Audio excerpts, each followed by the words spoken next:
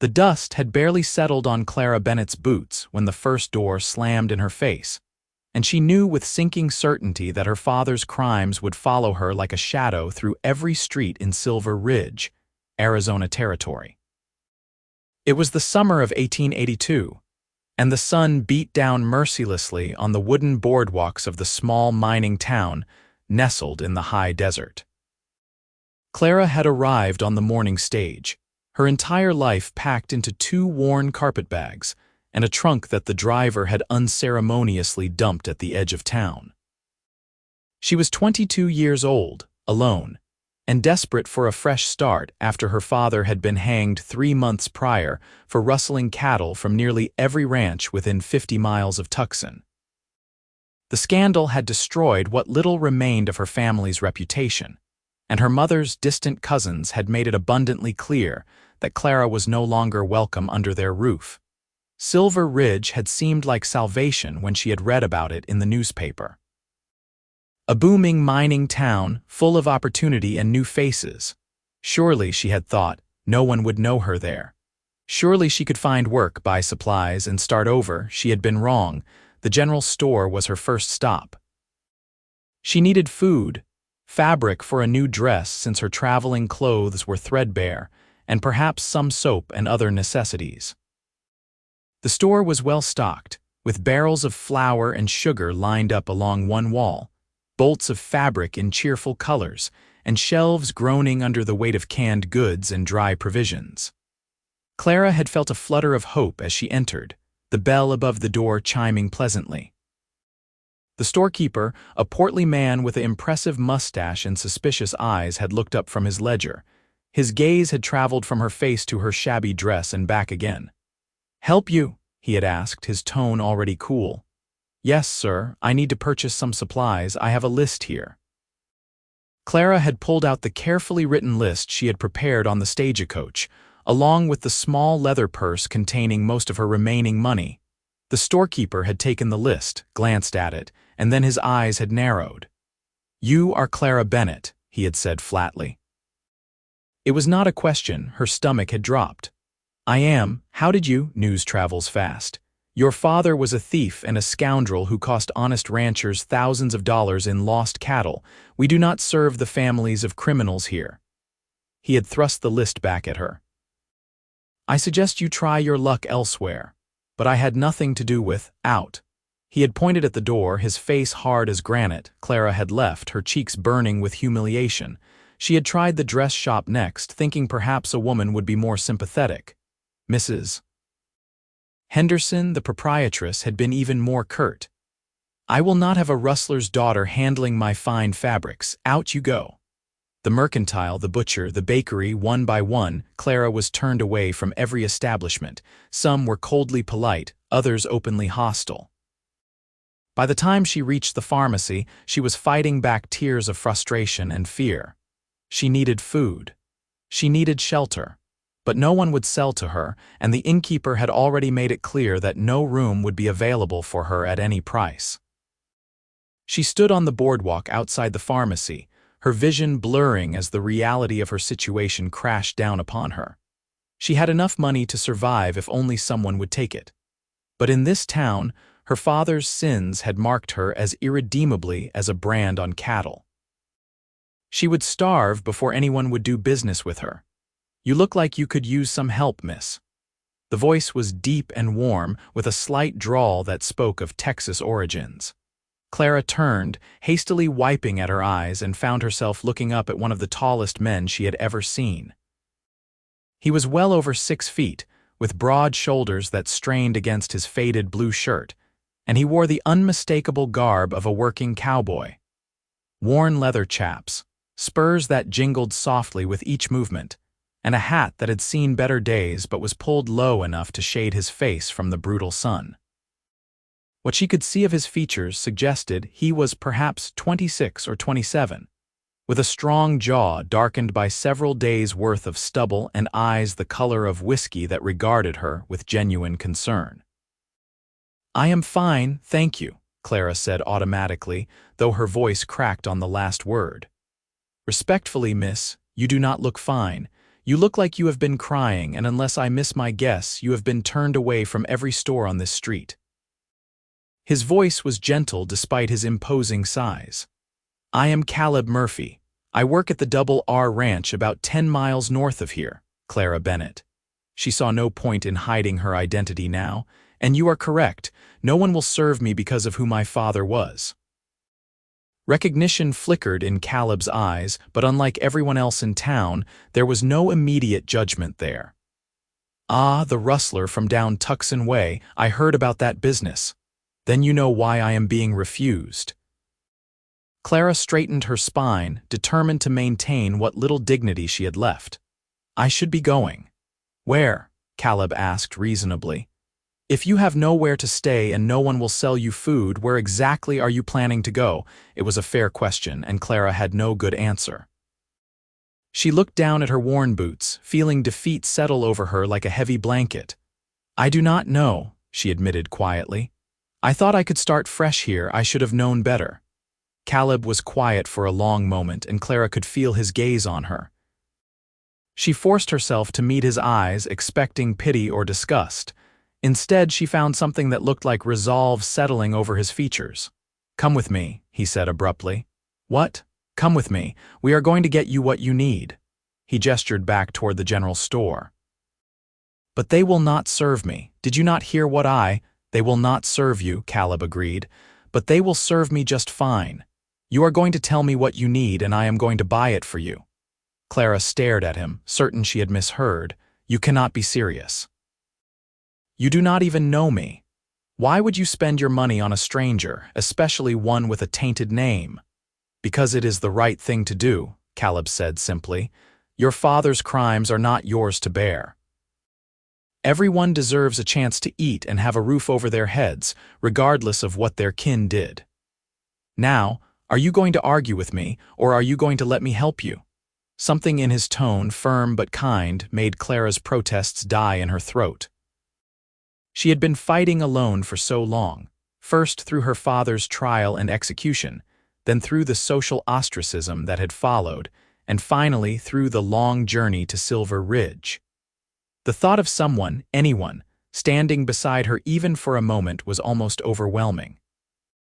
"I have money," she said, her voice barely above a whisper. "I can pay you back. We can sort that out later. First, let's get you supplied."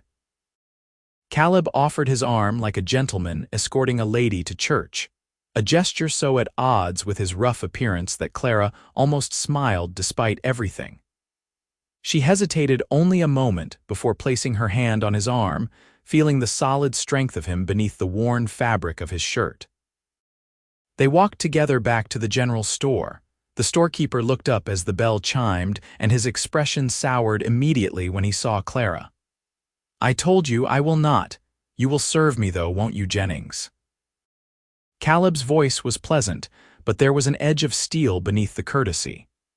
"Seeing as how I have been a customer here for near about 5 years now, and the Double R pays its bills on time every month." Jennings' mouth opened and closed like a fish. "Well, yes, but good. The lady is going to tell me what she needs, and you are going to fill the order. I will be paying." Caleb pulled out Clara's crumpled list from where she still clutched it and smoothed it on the counter. "This here is what she wrote down earlier. I expect we will need to add some things to it." The storekeeper looked between Caleb and Clara, his face reddening. "Murphy, you cannot be serious. Do you know who this woman is?" "I know who her father was," Caleb corrected, "but I am asking you about her. Has she stolen from you? Has she cheated you? Has she done anything to deserve being turned out to starve?" "Well, no, but—" "Then get to filling this order, Jennings. And while you are at it, add a couple pounds of that good coffee, a tin of peaches, and some of those peppermint sticks you keep by the register." Caleb leaned against the counter, settling in like he had all the time in the world. "We will wait," Jennings sputtered, but he began gathering items from the shelves. Clara watched in amazement as Caleb calmly directed him, adding things Clara had not even thought to put on her list. A warm coat for the cold desert nights, an extra blanket, a good knife, matches and candles, coffee and sugar and flour enough to last for weeks, salt pork and dried beans and rice. A bar of lavender soap that made Clara's throat tight when Caleb added it to the pile with a casual, "Every lady should have something that smells nice." The pile on the counter grew and grew. Clara's initial relief began to morph into anxiety as she calculated the cost in her head.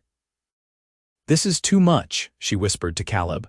"I cannot afford to repay all this. Did I ask you about repayment?" Caleb glanced down at her, one eyebrow raised. "I am helping you because it is right, not because I expect anything in return. Besides, you said you had money. You will be fine once you find work and get settled.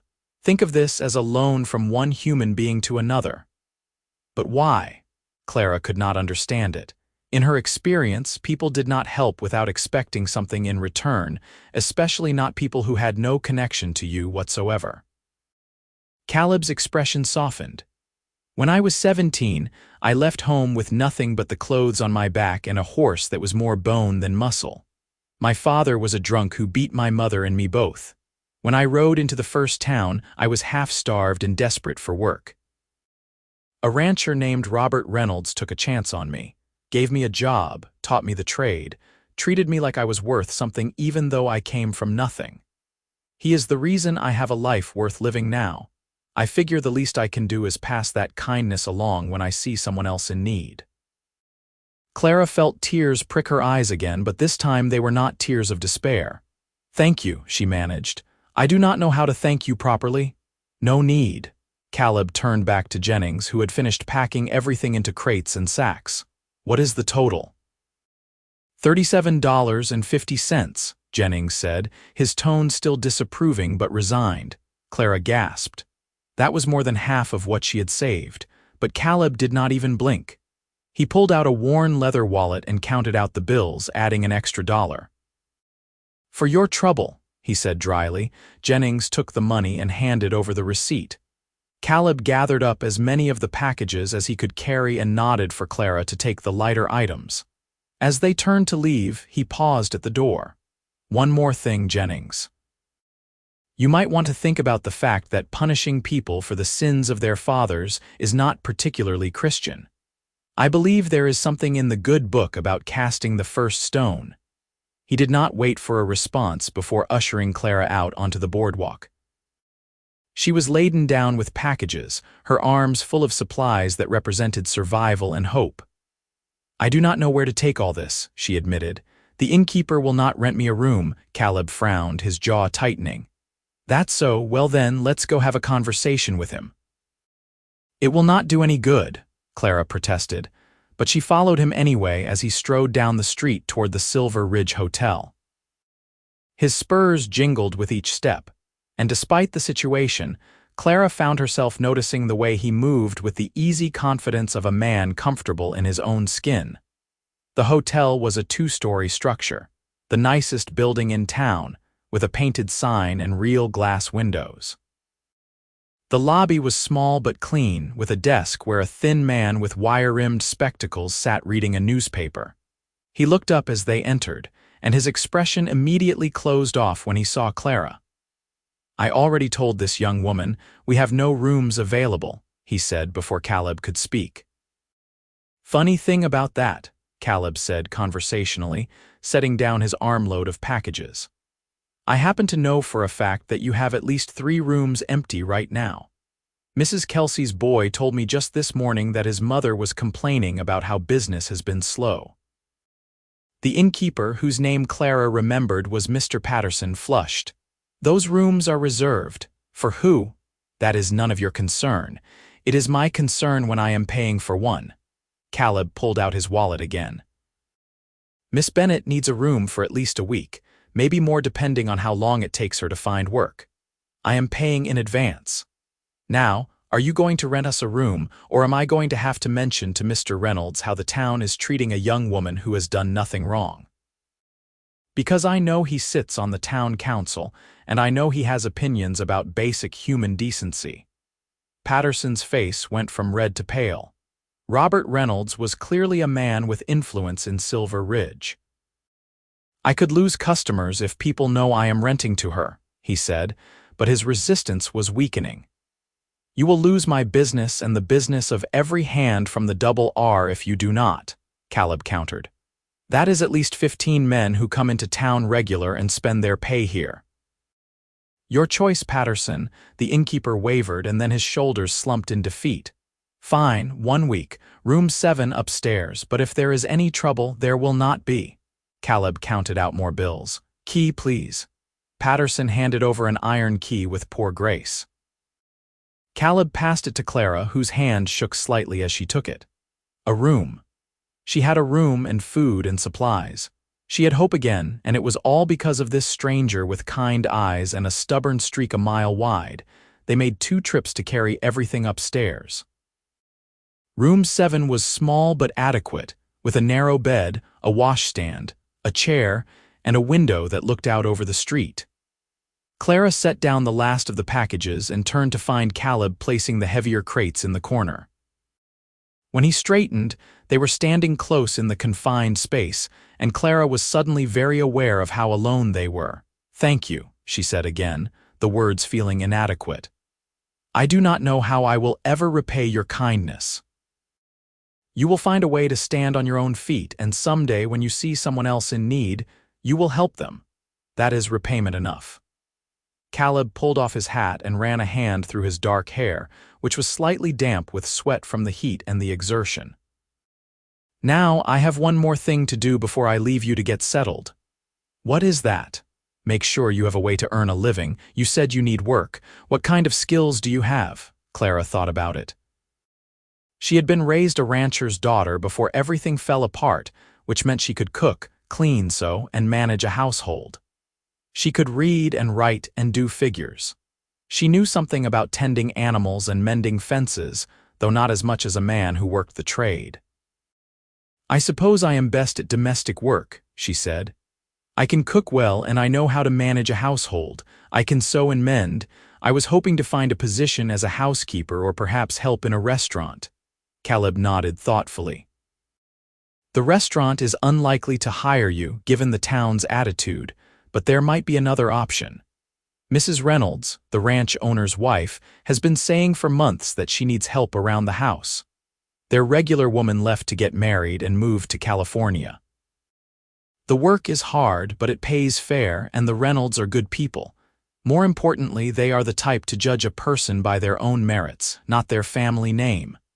Do you think they would consider me?" Clara hardly dared to hope. "I think if I vouch for you, they will at least give you a hearing. I ride back to the ranch this afternoon. If you are willing, you can come with me, meet them, and see if it is a good fit." Caleb met her eyes. "It would mean leaving town, but given how you have been received here, that might not be such a bad thing." He was right. Silver Ridge had made it clear she was not welcome. The thought of leaving the town behind and starting fresh at her ranch where people might actually give her a chance was more appealing than she could express. "I would be grateful for the opportunity," she said. "But I must ask, why are you doing all this? You have already spent a fortune on me and now you are offering to secure me employment. What do you gain from helping me?" Caleb was quiet for a moment, his gaze distant. When he spoke, his voice was thoughtful. "I suppose I see something in you that I recognize from my own past. You are scared and alone, but you are not broken. You have pride and determination, and you are trying to make something of yourself despite the odds. That is worth helping. Besides," he added with a slight smile that transformed his serious face, "it has been a long time since I got to play the hero. Feels good to be useful." Clara found herself smiling back despite everything. "Well then, thank you, hero. When do we leave? Give yourself an hour to wash up and rest." "I have a few errands to run, and then I will come back with a wagon. The ranch is a good ride, and we should arrive before supper if we leave soon." He settled his hat back on his head and moved toward the door, then paused. "Lock this door behind me and do not open it for anyone but me. I do not trust some of the folks in this town to leave you be." "I will." Clara followed him to the door. On impulse, she reached out and touched his arm. "Caleb, truly, thank you. You have saved my life today." His eyes softened. "You are welcome, Clara. Now lock this door." She did as instructed, turning the key and hearing the bolt slide home. Then she leaned against the door and let out a long, shaky breath. The morning had been a nightmare, but somehow, impossibly, it had turned into something else entirely. She had supplies, shelter, and the prospect of work, all because one cowboy had decided that basic decency mattered more than gossip and prejudice. Clara moved to the washstand and poured water from the pitcher into the basin. She washed her face and hands, scrubbing away the dust and the tear tracks. Then she unpacked the bar of lavender soap Caleb had bought her and breathed in its sweet scent. It was such a small luxury, but it made her feel human again after weeks of struggling and scraping by. She changed into her least worn dress, a simple brown calico that was faded but clean. She brushed out her long dark hair and pinned it back neatly. By the time she heard Caleb's distinctive knock at the door an hour later, she felt more like herself than she had in months. He had brought a wagon and a gentle-looking mare. "Figured you would be more comfortable in the wagon than on horseback, given all your belongings," he explained as he loaded her trunk and bags into the back. "We can tie your carpet bags down so they do not shift. I appreciate the thoughtfulness." Clara accepted his hand to climb up onto the wagon seat. His grip was strong and calloused from years of ranch work, but his touch was careful, as if he was afraid she might break. They rolled out of Silver Ridge with the afternoon sun beating down on them. Clara did not look back.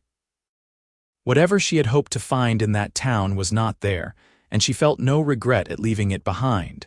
Instead, she focused on the landscape around them. The Arizona Territory was harsh and beautiful in equal measure, all red rock and scrub brush and endless sky. Mountains rose in the distance, purple and hazy with heat. The air smelled of dust and sage, and somewhere a hawk cried out as it circled overhead. "It is beautiful," Clara said softly. "It is," Caleb agreed. "Hard land, but beautiful. When I first came here, I thought I would die of the heat and the loneliness. But then I started to see what was here. The sunsets that paint the whole sky red and gold, the way the storms roll in from nowhere and turn the dry washes into rivers. The satisfaction of working with the land and the animals, it grew on me," he glanced at her, "could grow on you too if you give it a chance. I hope so. I need a place to belong." Clara had not meant to sound so vulnerable, but the words slipped out anyway. Everyone needs that. Caleb's voice was gentle. "Tell me about yourself, Clara, not about your father or the scandal. Tell me about you. What do you like? What makes you happy?" It was such a simple question, but Clara struggled to answer it. She had spent so long defined by her father's crimes that she had almost forgotten who she was beyond that. "I like reading," she said finally. "Though I have not had much access to books lately. I like cooking, especially baking bread and pies. I like the feeling of creating something with my own hands, and I like animals. We had a dog when I was young before everything fell apart. His name was Copper, and he was the best friend I ever had." "The double R has plenty of dogs," Caleb said with a smile. "Working dogs mostly, but they are friendly enough. And Mrs. Reynolds has a whole shelf of books in the parlor. She is always looking for someone to talk to about what she is reading. I think you two will get along." They talked as the wagon rolled along the rutted road. Caleb told her about the ranch, which ran several hundred head of cattle and had some of the best grazing land in the territory. He told her about Robert Reynolds, who had built the ranch from nothing and still worked alongside his men despite being in his 50s. He told her about Mrs. Reynolds, who was from back east and had brought culture and refinement to the wild territory. He spoke of the other hands, a varied group of men from different backgrounds but united by their loyalty to the ranch and to each other. In turn, Clara found herself opening up about her life before the scandal. She told him about growing up on a small ranch, helping her mother with the cooking and cleaning while learning to ride and rope from her father. She spoke of the good years, before her father had made the choices that would destroy everything. She talked about her mother, who had died of fever when Clara was 16, leaving her alone with a man who grew increasingly bitter and reckless. "I should have seen it coming," Clara said quietly. The signs were there. He was always taking risks, always looking for shortcuts, but I did not want to believe my own father would become a criminal. By the time I realized what he was doing, it was too late. He had already rustled from half the ranchers in the county. "That was not your fault," Caleb said firmly. "You were his daughter, not his keeper. He made his own choices and he paid for them. You should not have to keep paying for his mistakes. Tell that to the people of Silver Ridge." I would if they would listen, but small-minded folks rarely do. Caleb shifted the reins as the wagon hit a rough patch. "The thing is, Clara, the world is full of people who will judge you based on things you cannot control. Where you were born, who your family is, what you look like. But there are also people who will look past all that and see who you really are. Those are the people worth knowing. The rest can go hang." Clara laughed, surprised by the sound. When was the last time she had laughed? That is quite a philosophy. Learned it from hard experience. "But it has served me well." Caleb pointed ahead. "Look there. That is double our land now. We will be at the main house in about 20 minutes. The ranch spread out before them, a patchwork of fenced pastures and open range. Cattle dotted the landscape, red and brown shapes against the golden grass. In the distance, Clara could see buildings, a large house, a barn, a bunkhouse, and various outbuildings. It looked prosperous and well-maintained, a testament to hard work and good management. As they drew closer, Clara felt nervousness flutter in her stomach. What if the Reynolds did not want to hire her?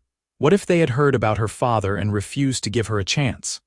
She had pinned so many hopes on this opportunity, and the thought of having it snatched away was almost unbearable.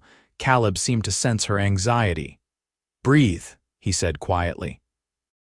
"You are going to be fine. Just be yourself, tell the truth, and let them see the person I see, someone strong and decent who deserves a fair shake."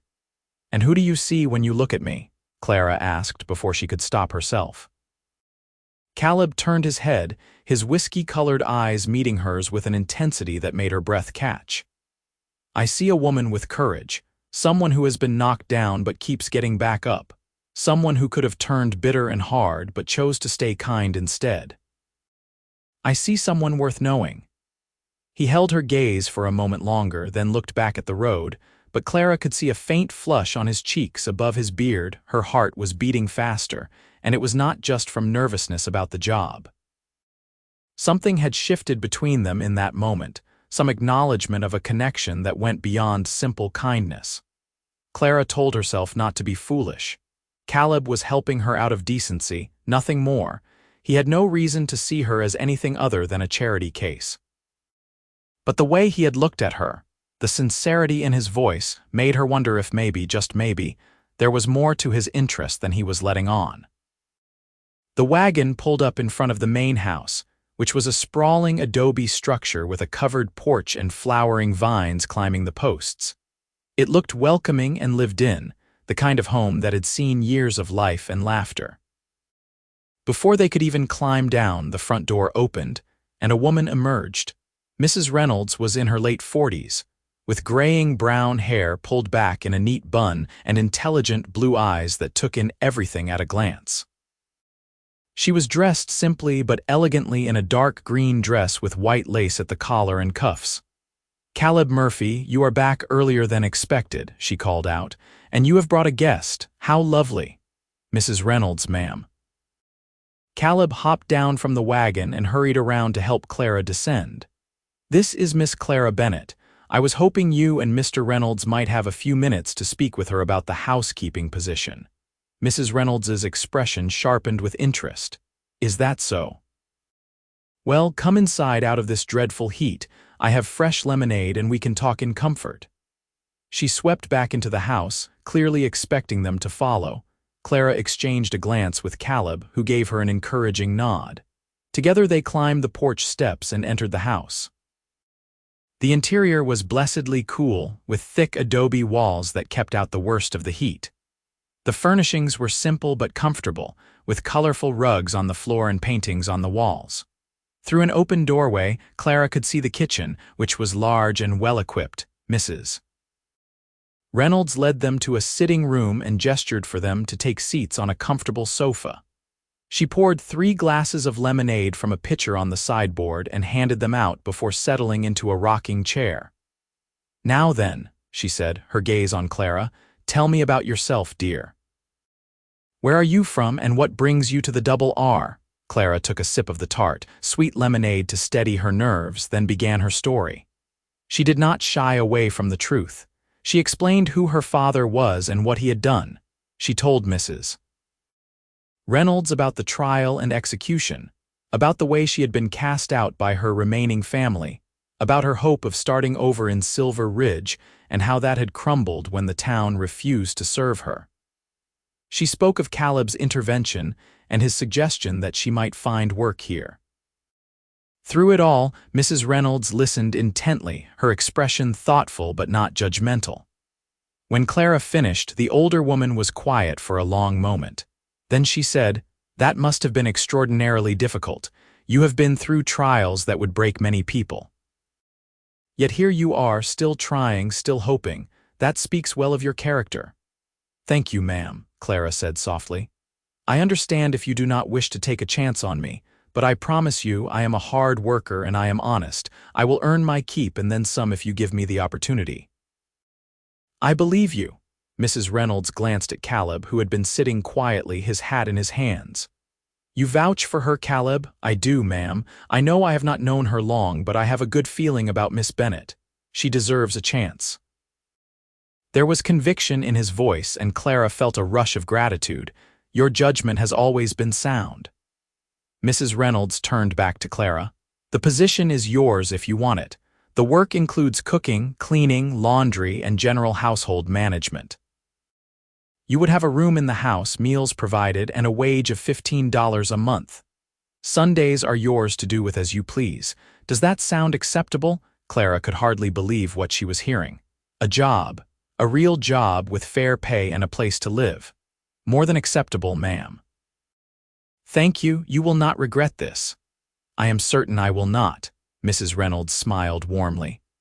"Welcome to the Double R, Clara. Let me show you to your room and then I will give you a tour of the house so you know where everything is. You can start tomorrow morning. That will give you tonight to settle in and rest from your journey." The room Mrs. Reynolds showed her to was small but comfortable, with a real bed, a dresser, and a window that looked out over the pastures. It was more than Clara had dared hope for. She thanked Mrs. Reynolds profusely, then found herself being swept into a comprehensive tour of the house. The kitchen was indeed as well equipped as it had looked, with a large stove, ample counter space, and a pantry stocked with supplies. The rest of the house was equally well maintained, and Clara could see that Mrs. Reynolds took pride in her home. By the time the tour was complete, the sun was starting to sink toward the horizon, painting the sky in shades of orange and pink. Clara found Caleb waiting on the porch, having unloaded her belongings into her room while she was occupied. "Looks like everything worked out," he said, standing as she approached. "Thanks to you." Clara felt emotion welling up again. This man, this stranger who had every reason to ignore her plight, had changed her life in the span of a single day. "I do not know how to express what your kindness means to me, Caleb. You have given me a future when I had none." "You gave yourself a future by having the courage to try for one," Caleb corrected gently. "I just helped clear a few obstacles out of your way." He settled his hat back on his head. "I should get the wagon back to the barn and tend to the horses, but I will see you at breakfast tomorrow, I expect. The hands usually eat in the cookhouse, but Mr. and Mrs. Reynolds take their meals in the main house. You will probably be joining them." "I look forward to it."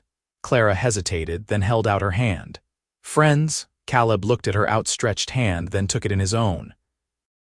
His grip was warm and firm, his palm rough with calluses. "Friends," he agreed. But the way he looked at her, with warmth and something deeper in those whiskey eyes, made Clara think that perhaps friendship was only the beginning of what might grow between them. That night, lying in her comfortable bed in her own room, Clara stared up at the ceiling and marveled at the turn her fortunes had taken. This morning she had been desperate and hopeless. Tonight she had a job, a home, and the beginning of what might become genuine friendship. And at the center of it all was Caleb Murphy, the cowboy with a kind heart and a stubborn sense of justice. She fell asleep thinking of his smile and the feeling of his hand in hers, and for the first time in months, her dreams were peaceful. The days that followed settled into a rhythm that Clara found deeply satisfying. She rose before dawn to help Mrs. Reynolds prepare breakfast for the household. Mr. Reynolds, who turned out to be a gruff but kindly man with a weathered face and a booming laugh, ate at the main house along with his wife and a few of the senior hands, including Caleb. The other cowboys ate in the cookhouse, meals prepared by an old Mexican man named Miguel who had been with the ranch for 20 years. Clara threw herself into her work with determination. She scrubbed floors until they gleamed, washed and ironed clothes until her arms ached, and spent hours in the kitchen learning Mrs. Reynolds's recipes and adding her own touches. The older woman was an excellent teacher, patient and encouraging, and Clara soon found that working alongside her was genuinely enjoyable. The other benefit of working in the main house was that she saw Caleb every day. He came in for breakfast with the others, always nodding politely to Clara and complimenting the food. Sometimes she would catch him watching her as she moved around the dining room, serving food or clearing plates, and each time their eyes met, she felt that same flutter in her chest. It became a habit for Caleb to linger after meals, helping Clara carry dishes back to the kitchen even though it was not his job. Mrs. Reynolds noticed, of course, her knowing eyes twinkling with amusement, but she said nothing, simply finding excuses to leave them alone together for a few minutes here and there. "You have settled in well," Caleb observed one morning about a week after Clara's arrival. They were standing at the kitchen sink, Clara washing dishes while Caleb dried them with a dish towel. It was a domestic scene, comfortable and easy in a way that made Clara's heart feel full. "I have Mrs. Reynolds to thank for that, and you, of course." Clara handed him a clean plate. "She has been wonderful. She treats me like a person, not a criminal's daughter." "That is because you are a person," Caleb said simply. "A good person. Anyone with eyes can see that." Clara felt heat rise in her cheeks that had nothing to do with the hot water. "You are kind to say so." "I am honest." Caleb set down the dried plate and turned to face her fully. "Clara, I have been meaning to ask you something." "Yes, Sunday is your day off. I was wondering if you might like to go riding with me. There is a place up in the hills, a little valley with a creek running through it. It is real pretty and peaceful. I thought you might enjoy seeing more of the ranch." He looked almost nervous, which was oddly endearing on a man of his size and capability. Clara's heart skipped a beat. "I would like that very much," she said, trying to keep her voice steady. "I have not been riding in a long time, but I think I remember how." "I will find you a gentle horse," Caleb promised, his face breaking into a smile that made him look younger and more carefree. "We can pack a lunch and make a day of it." It was not until later, when Clara was alone in her room, that she allowed herself to consider the implications of Caleb's invitation. He wanted to spend his day off with her. He wanted to show her a special place. This was more than simple kindness or even friendship. This was courting behavior, the tentative first steps of a man interested in a woman. The thought both thrilled and terrified her. She had not let herself think about romance in months, too focused on simple survival to consider such things. And even now, part of her whispered that she had no right to think of happiness, not with the shadow of her father's crimes still hanging over her. But another part, the part that was slowly coming back to life under the warmth of Caleb's attention, dared to hope that maybe, just maybe, she could have more than just survival. Maybe she could have joy. Sunday dawned clear and bright, with a coolness in the air that promised a respite from the usual heat. Clara dressed carefully in her riding skirt and a simple white blouse, then braided her long hair to keep it out of her face. When she came downstairs, she found Caleb waiting by the barn, 2 horses saddled and ready. One was his own Rangy Bay gelding, and the other was a pretty sorrel mare with gentle eyes. "This is Rosie," Caleb said, stroking the mare's neck. "She is as sweet as they come." She will take good care of you. Clara approached slowly and let Rosie sniff her hand before running her palm along the horse's warm neck. It felt good to be around horses again. She had missed it more than she realized. "Hello, Rosie, we are going to be friends, you and I." Caleb helped her mount, his hands steady on her waist as he boosted her into the saddle. Clara tried not to think about the warmth of his touch or the way her body seemed to lean toward him of its own accord. Once she was settled, he swung up onto his own horse with easy grace, and they set out across the ranch. They rode in companionable silence at first, letting the horses pick their way along a trail that wound through scrub and over rocky outcroppings. As they climbed higher, the landscape opened up, revealing sweeping vistas of the valley below.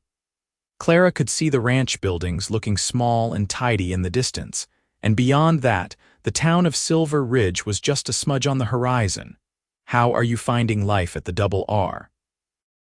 Caleb asked as they rode side by side. "Better than I could have imagined," Clara admitted. "Mrs. Reynolds has been wonderful and the work is satisfying. I feel useful again, which is something I had not felt in a long time." "You are more than useful, Mrs. Reynolds told my boss yesterday that you are the best help she has had in years. Said you have a real gift for running a household." Caleb glanced at her. "She also said you were fitting in with the family, that you had a good heart and a strong spirit. High praise from her. She said that." Clara felt a glow of pride. Mrs. Reynolds was a woman whose opinion she valued highly. She did, and she is not wrong. They crested a rise and Caleb pointed ahead. "There, that is the place I wanted to show you." The valley spread out before them, a pocket of green in the harsh landscape. A creek sparkled in the sunlight, lined with cottonwood trees that provided precious shade. Wildflowers dotted the grass in splashes of color, yellow and purple and red. It was like a little oasis, hidden away from the world. They rode down into the valley and dismounted near the creek. Caleb unsaddled the horses and let them graze while Clara explored. The water was cool and clear, running over smooth stones.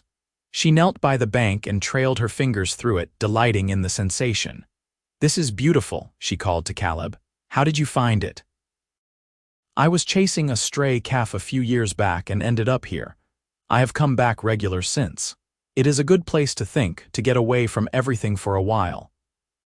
He had spread a blanket under one of the cottonwoods and was unpacking the lunch they had brought. Bread and cheese, cold chicken, apples, and a jar of sweet tea. Clara joined him on the blanket, sitting close enough that their shoulders almost touched. They ate and talked, the conversation flowing easily from topic to topic. Caleb told her stories about working on the ranch, about ornery cattle, and the time a bronco threw him into a water trough in front of everyone. Clara found herself laughing, really laughing, in a way she had not done in ages.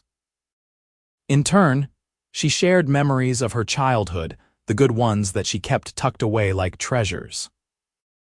She told him about learning to bake with her mother, about the first time she successfully rode a horse by herself, about the way her father used to sing old trail songs in the evening before everything went wrong. "You loved him," Caleb observed quietly. "Your father, even after what he did." "I did," Clara admitted. "I still do in a way, though I am angry at him too. Angry at the choices he made, the lives he ruined, including mine, but he was not always bad. There was good in him once. I have to believe that, or else I have to believe I came from something wholly rotten and I cannot accept that." "You are nothing like him," Caleb said with conviction. "Whatever he became, whatever choices he made, you chose differently. You chose to be honest, to work hard, to face your troubles head-on instead of running from them. That takes strength of character. That is all you, Clara, not him." She turned to look at him, this man who seemed to see her more clearly than anyone ever had. In the dappled shade of the cottonwood, with the sound of the creek burbling nearby, he looked almost dreamlike. His eyes were warm and intent on her face, and Clara felt her breath catch. "Why are you so good to me?" she asked softly. "Really, I need to understand." Caleb was quiet for a long moment, his gaze searching hers. Then he reached out and gently tucked a stray strand of hair behind her ear, his fingers lingering against her cheek. "Because from the moment I saw you standing on that boardwalk with tears in your eyes but your chin held high, I could not stop thinking about you. Because you are brave and kind and beautiful, and you deserve every good thing. And because," he took a breath, "I am falling in love with you, Clara Bennett, and I needed you to know that." Time seemed to stop. Clara stared at him, her heart pounding so hard she was sure he must be able to hear it. "You are in love with me," she whispered, hardly daring to believe it. "I am." There was vulnerability in his expression now, a fear of rejection that made him seem younger. "I know it is fast. I know you might not feel the same, but I have never been one to hide the truth, and the truth is that you have turned my world upside down in the best possible way." Clara felt tears prick her eyes, but they were tears of joy this time. "You are not the only one," she said, her voice shaking. "I have been trying to tell myself it was just gratitude, that I only cared for you because you helped me, but it is more than that, so much more. When I see you every morning, my whole day gets brighter. When you smile at me, I feel like I could do anything. I think about you constantly, wonder what you are doing, hope I will see you. I did not think I was allowed to feel this way, not after everything, but I do. I love you too, Caleb." The smile that broke across his face was like the sun coming out. He cupped her face in both his hands, his touch infinitely gentle. "Can I kiss you?" he asked, his voice rough with emotion. "Yes," Clara breathed. "Please." He leaned in slowly, giving her every chance to change her mind, but she did not want to. She closed her eyes as his lips met hers, and the world fell away. The kiss was soft at first, tentative, as if they were both afraid of breaking the spell. But then Clara's hands came up to grip his shirt, pulling him closer, and the kiss deepened into something more passionate, more real. When they finally broke apart, both breathing hard, Caleb rested his forehead against hers. "I have been wanting to do that for days," he admitted, "only days." Clara teased, her heart feeling lighter than air. "I have been wanting it since you first helped me onto that wagon." They spent the rest of the afternoon in the valley, talking and kissing and simply being together. Caleb told her about his dreams for the future, how he hoped to save enough money to eventually buy a small piece of land and start his own ranch. Clara shared her own hopes, which had been so long buried she had almost forgotten them. A home of her own, a family, a life built on love and honesty. "We could build that life together," Caleb said as they sat by the creek, Clara leaning back against his chest while his arms wrapped around her waist. "If you want that, if you want me." "I want that more than anything," Clara said, tilting her head back to look up at him. "But we should take it slow. Make sure this is real, not just a reaction to everything I have been through." "I agree. I am not going anywhere, Clara. We have all the time in the world." He pressed a kiss to the top of her head. "But I am courting you properly starting now. With the intention of making you my wife someday when you are ready." Wife. The word sent a thrill through Clara. She had thought marriage was forever beyond her reach, that no decent man would want a rustler's daughter. But Caleb was not just any man. He was extraordinary, and he wanted her. Truly wanted her. They rode back to the ranch as the sun was setting, their horses walking close together so that Caleb and Clara's legs occasionally brushed. When they reached the barn, Caleb helped her dismount, his hands lingering on her waist. "Thank you for today," he said softly. "It was perfect." "It was," Clara agreed. On impulse, she stood on tiptoe and kissed his cheek. "Good night, Caleb." "Good night, Clara." He watched her walk toward the house, and she could feel his gaze on her the whole way. When she glanced back from the porch, he was still standing there, his hand raised in a small wave. She waved back, her heart full to bursting. The weeks that followed were the happiest Clara had ever known. She and Caleb settled into a comfortable courtship, spending every Sunday together and stealing moments throughout the week whenever they could. They rode together, walked together, talked for hours about everything and nothing. Caleb was unfailingly respectful, never pushing for more than Clara was comfortable giving, but the passion between them grew with each passing day. The people of the Double R noticed, of course. Mrs. Reynolds was delighted, openly encouraging the match. Mr. Reynolds took Caleb aside one day for what was presumably a conversation about intentions. And afterward, he shook Caleb's hand and clapped him on the shoulder, which Clara took as a sign of approval. The other ranch hands teased Caleb mercilessly about being lovesick, but it was all good-natured, and Clara could see that they liked her and were happy for their friend. Even the initial hostility from Silver Ridge began to fade. The Double R was too important to the town's economy for people to maintain their grudge indefinitely, especially when it became clear that Clara was hardworking, honest, and well-regarded by the Reynolds family. The storekeeper, Jennings, actually apologized to her one day when she came to town with Mrs. Reynolds, mumbling something about hasty judgments. Clara accepted the apology with grace, though she did not forget how easily people had turned on her 3 months after that first day Caleb proposed.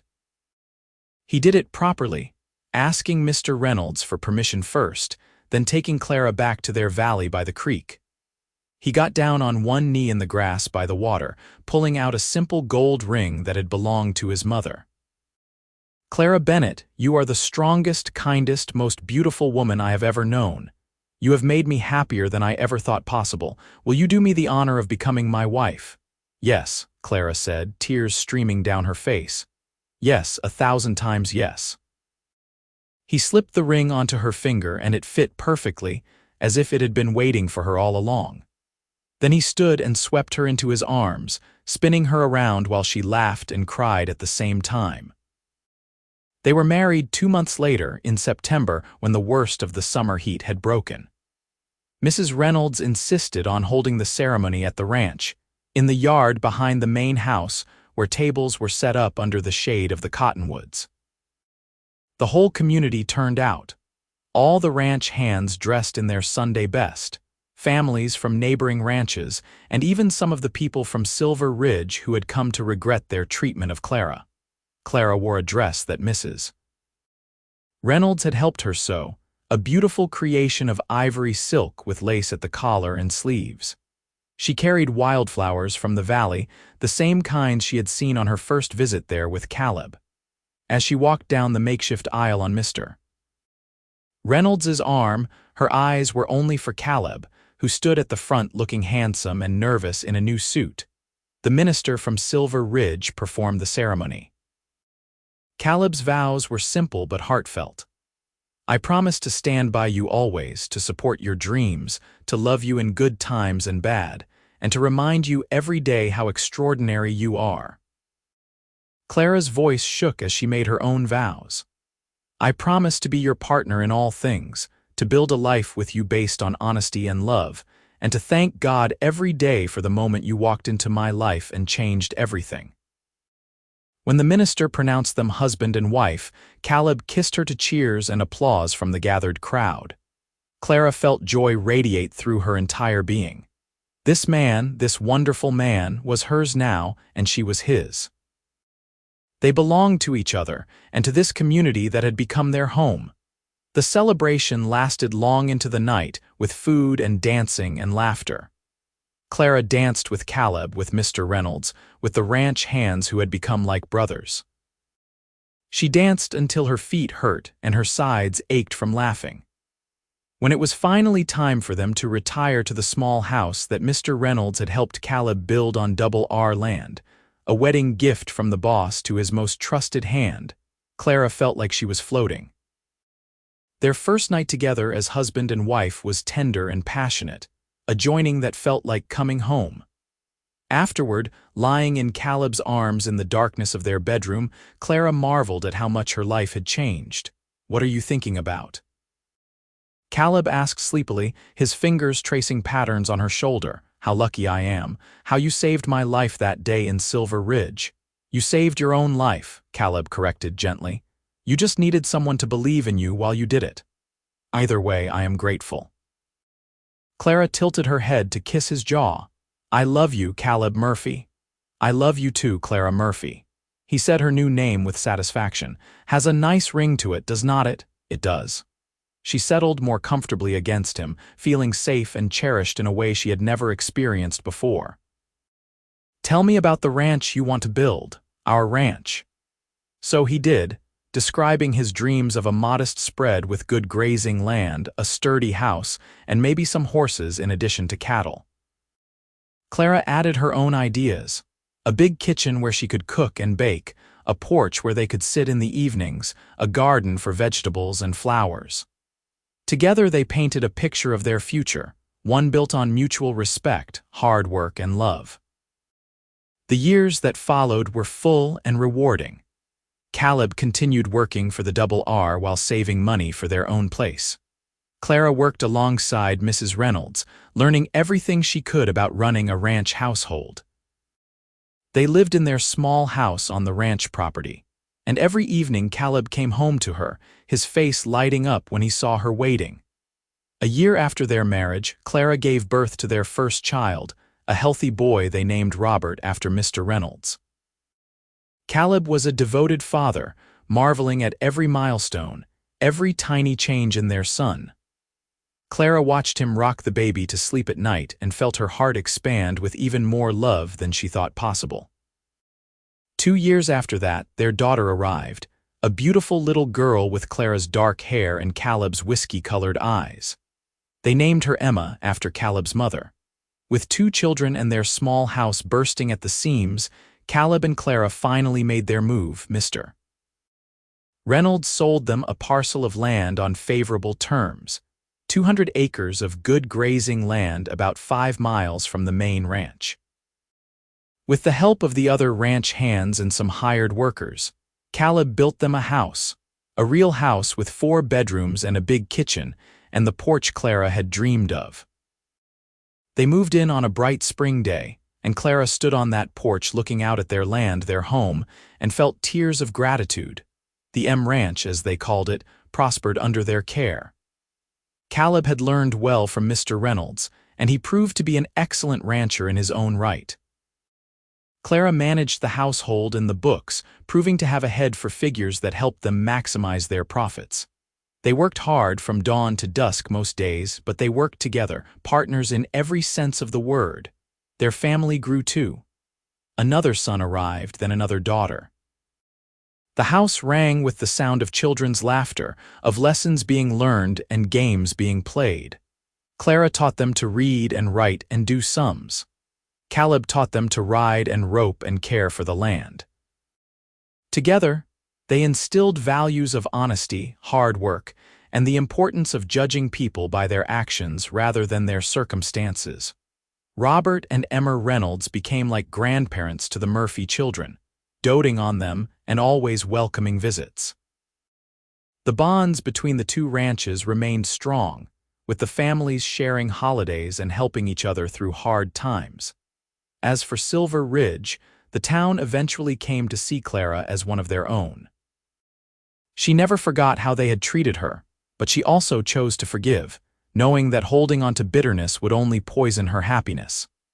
She and Caleb went to town regularly for supplies and church, and Clara greeted everyone with polite friendliness.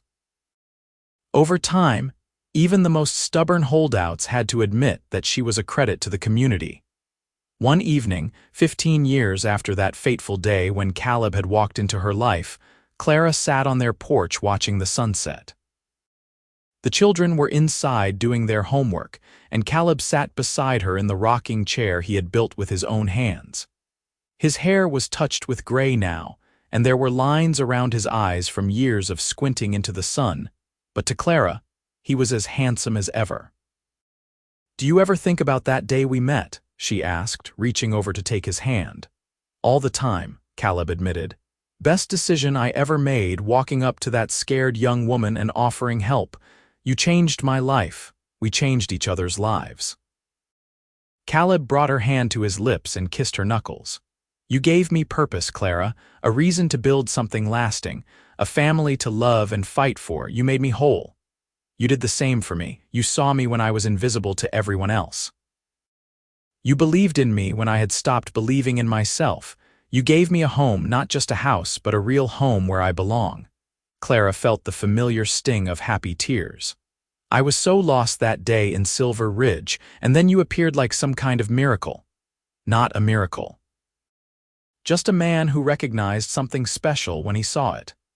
Caleb stood and pulled her to her feet, wrapping his arms around her waist. Dance with me. There was no music, but they did not need any. They swayed together on the porch, the way they had danced at their wedding and countless times since. Inside, Clara could hear their children laughing at something, the sound like bells. Around them, the ranch they had built together hummed with life and purpose. I love you, Caleb Murphy, Clara whispered against his chest. I love you too, Clara Murphy. Today, tomorrow, and every day after that. As the stars began to appear in the darkening sky, Clara thought about the journey that had brought her here. The pain and loss, the rejection and despair, and then the miraculous intervention of one kind cowboy who had decided that basic human decency mattered more than gossip and prejudice. From that single act of compassion had grown this beautiful life. A strong marriage, healthy children, a thriving ranch, and a love that deepened with every passing year. She had been refused service at every store in town, cast out and alone. But Caleb had walked in and bought it all for her, not just the supplies she needed to survive, but hope, dignity, and a future worth living. He had given her everything, and in return, she had given him her heart, her loyalty, and a lifetime of devotion. Years continued to pass in the gentle rhythm of ranch life. The children grew into capable, compassionate adults who made their parents proud. Robert, the eldest, eventually took over day-to-day operations of the M Ranch, proving himself to be as skilled and fair-minded as his father. Emma married a kind young rancher from a neighboring spread, and their wedding was nearly as joyful as Clara and Caleb's had been. The younger children found their own paths. One became a teacher in Silver Ridge, another stayed on the ranch to work alongside his brother. Their youngest daughter surprised everyone by developing a talent for training horses, and she built a small but successful business breeding and selling quality mounts throughout the territory. Clara and Caleb moved into a smaller house on the property as they aged, leaving the big house to Robert and his growing family. They spent their days helping with the grandchildren who seemed to multiply every year, tending Clara's now extensive garden, and sitting on that beloved porch watching the sun rise and set over land they had claimed through determination and love. On their 30th wedding anniversary, their children and grandchildren organized a celebration that brought together everyone from miles around. The party was held at the original Double R Ranch in honor of where their story had begun. Clara wore a new dress in a soft blue that Caleb said matched her eyes perfectly, and he wore his best suit, the silver in his hair making him look distinguished. As they stood together, surrounded by the life they had built, Clara's mind drifted back to that frightened young woman standing alone on a dusty boardwalk, refused and rejected by an entire town. She thought about how close she had come to giving up entirely, and what a tragedy it would have been to never know this joy. "Thank you," she said to Caleb as they swayed to music provided by a fiddle player one of their sons-in-law had hired. "For what?" Caleb asked, pulling her closer. "For seeing me, for choosing me, for loving me when I did not think I deserved to be loved. You always deserved it, sweetheart, always." His eyes were soft with emotion. "You were worth every dollar I spent that day, every fight I fought to defend you, every moment I have spent by your side. You were worth it all and more." They kissed then, in front of their children and grandchildren and friends, a kiss that held 30 years of partnership, passion, and unwavering devotion. Around them, people cheered and laughed, celebrating not just a milestone but a love story that had become legend in that part of Arizona territory. Emma Reynolds, now in her 70s but still sharp as a tack, made a toast that evening. 30 years ago, my husband and I hired a young woman who had been cast out by this community. We did it on the recommendation of one of our hands, a young cowboy with more integrity in his little finger than most men have in their whole body. We watched as that cowboy and that young woman fell in love, built a life, and created something beautiful out of what could have been tragedy. They remind us that kindness matters, that seeing the person rather than the circumstance is what separates the good from the merely adequate. Caleb and Clara Murphy are the very best of what this territory has to offer, and we are all blessed to know them. To 30 more years. To 30 more years, the crowd echoed, raising their glasses. Clara felt tears slide down her cheeks, but they were happy tears, the kind she had become accustomed to over 3 decades of blessings. She looked around at the faces of people she loved, people who loved her in return, and marveled at the grace that had brought her to this moment.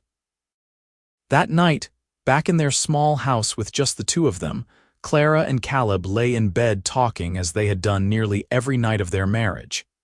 "If you could go back," Caleb asked, "and change what your father did, erase all the pain that came from it, would you?" Clara considered the question seriously. "If I could spare the people he hurt, yes, they did not deserve what he did to them, but the rest of it, the part that led me to you? No, I would not change that. Every hardship, every rejection, every moment of fear and despair led me to that boardwalk on that particular day when you happened to walk by. I would go through it all again if it meant ending up here with you." "I feel the same," Caleb said softly. "My difficult past, the pain and struggle, it all led me to become the man I needed to be to recognize what I had found when I met you. We were both being prepared for each other, I think. I think so too." Clara nestled against him, fitting into the curves of his body the way she had for 3 decades. "We were meant to find each other, Caleb, meant to build this life. I believe that with my whole heart." "As do I, my love, as do I." They fell asleep that way, wrapped in each other's arms, two people who had found in each other not just love but redemption, purpose, and home. Outside, the Arizona night was vast and star-filled, the same sky that had watched over their first meeting and every day since. The land they had claimed and cultivated stretched out in all directions, a testament to what could be built with hard work, faith, and love. The years continued their inevitable march. Clara and Caleb grew older, their bodies slowing but their love never diminishing. They still sat on their porch every evening, still held hands like newlyweds, still looked at each other with the wonder of people who knew exactly how fortunate they were. When Caleb passed away at the age of 73, peacefully in his sleep after a full day of helping with the horses he loved, Clara thought her heart might break from the loss. But she found strength in their children and grandchildren, in the legacy they had built together, and in the certain knowledge that what they had shared was real and eternal. She wore his mother's ring on her finger alongside her wedding band and spoke to him every day as if he could hear her. Perhaps he could. Clara lived another 5 years, long enough to see several great-grandchildren born and to know that the M Ranch would continue to thrive under the care of the family she and Caleb had created. When her time came, she went peacefully, surrounded by loved ones, her last words a whisper. "I am coming, my love. Wait for me." She was laid to rest beside Caleb on a hill overlooking their ranch under the shade of a cottonwood tree transplanted from their special valley. The headstone was simple. Clara Murphy, beloved wife, mother, and grandmother, she was worth everything, and she had been. From that first moment when a cowboy with a kind heart had refused to accept injustice, to the building of a legacy that would last for generations, Clara Bennett Murphy's life had been a testament to the power of compassion, the strength of love, and the truth that who we are matters far more than where we come from. The M Ranch continued to prosper, passing from generation to generation. Each one told the story of how it all began. The story of a young woman refused service and a cowboy who bought her not just supplies, but dignity, hope, and a future. The story of how love can grow from the smallest acts of kindness, and how two people who seemed to have nothing could build everything together. In Silver Ridge, now grown into a proper town with paved streets and electric lights, there was eventually a plaque placed in the town square. It commemorated the Murphy family's contributions to the community, but more than that, It served as a reminder that judging people by the content of their character rather than their circumstances was not just right. It was essential. The story of Clara and Caleb became part of the town's history, a tale told to children as an example of love, courage, and the power of doing what was right even when it was not easy. And somewhere in whatever comes after, two souls walk together through fields of endless wildflowers, their love undiminished by time or death, eternal as the stars that shone over the Arizona desert where their story had unfolded. They had found each other against all odds, built a life beyond their wildest dreams, and proved that sometimes the most beautiful futures grow from the darkest moments, needing only the light of one person's kindness to begin. Their story was complete, a circle closed, a promise kept.